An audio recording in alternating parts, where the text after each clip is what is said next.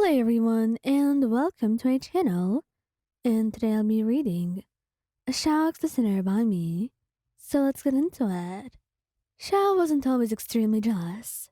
In fact, to him, he was just glad knowing that you're his. And as long as you were honest and he loved you, then there was no problem. That's what he thought things would be. He thought it was simple, and that jealousy was simply an emotion too human for him to experience. Little did he know that it was simply an emotion that came along with love. It wasn't automatically a bad emotion, but it could make you do bad things, things you don't want. After all, jealousy gets the best of you and makes you sometimes a monster of that feeling. Thankfully, Xiao did not go that far, but he was about to experience the first time he was going to be jealous over someone. That someone being you, his one true love. The one who made him have hope for the future. The one who made him think that there was truly purpose in living again, and seeing life for what it truly was, and giving himself a chance to try and love, and see how it feels to be loved. See, the thing is, though he tried not to be possessive and let that trait get out of him, he was nothing if not extremely protective, and he knows it very well. But he couldn't hide that. And that was something he did not actually want to hide. He was going to protect you, even if it was going to kill him someday. That's simply how much he cared about you, and how much he valued your life. So seeing someone completely disregard all that he is doing, it makes him angry beyond belief. And that's why he gets extremely irritated when someone who's so disgusting and so insignificant, tries to take you all for themselves. Especially when they don't care about you at all. They don't deserve you. He knows he may not be the most deserving out there, that he may not be the best, but he's trying, and he hopes one day he will be worthy of your love and attention, because he knows how much he loves you, and just how much he's willing to be someone who's suitable to be with you. And that's why people like that, who are totally unaware of how good you are, and just how blessed they are to spend a moment with you, completely bother him. Why on? Are you sure you want to go to that friend of yours again? Yes. I mean, it was really fun last time. Yes. Last time, he remembered, you had gotten drunk and none of them took care of you. And Xiao was the one who noticed first.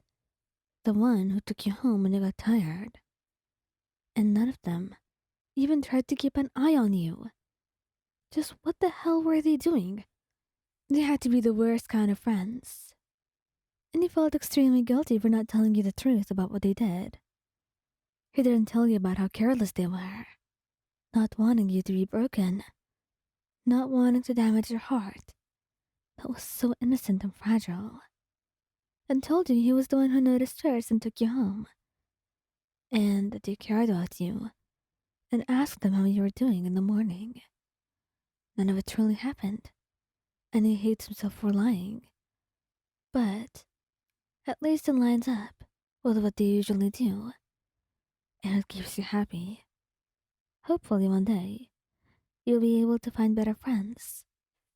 But it seemed like you only wanted to be with them more. And that's why he went with you today. Since you seemed so insistent on wanting to go, and he couldn't say no to you. He wanted to watch over you, at the very least, to make sure that you'll be safe and sound. And there he was. One of your friends, supposedly your closest one.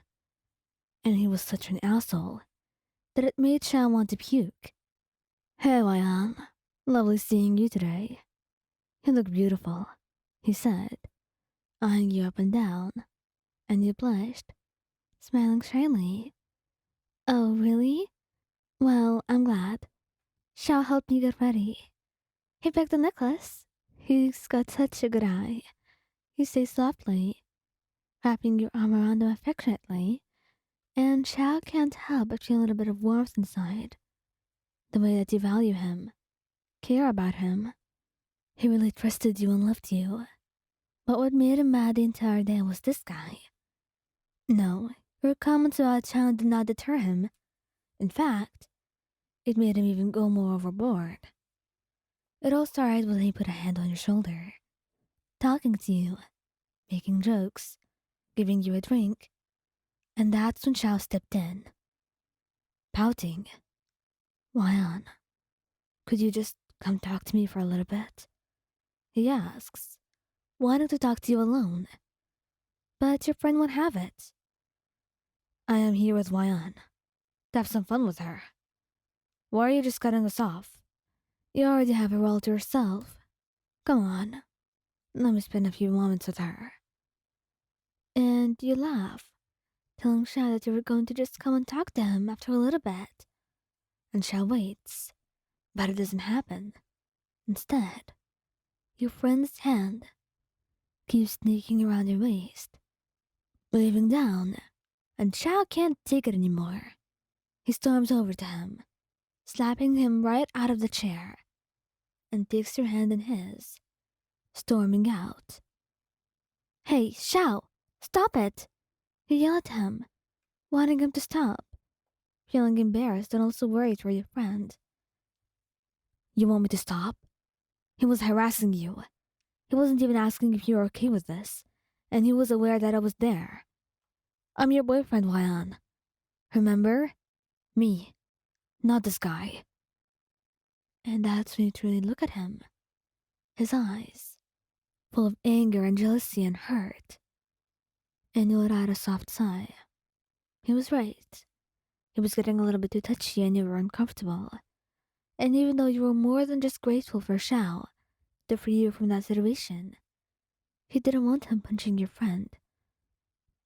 But you wrap your arms around him, letting out a soft sigh, as his arms automatically wrap around you as well.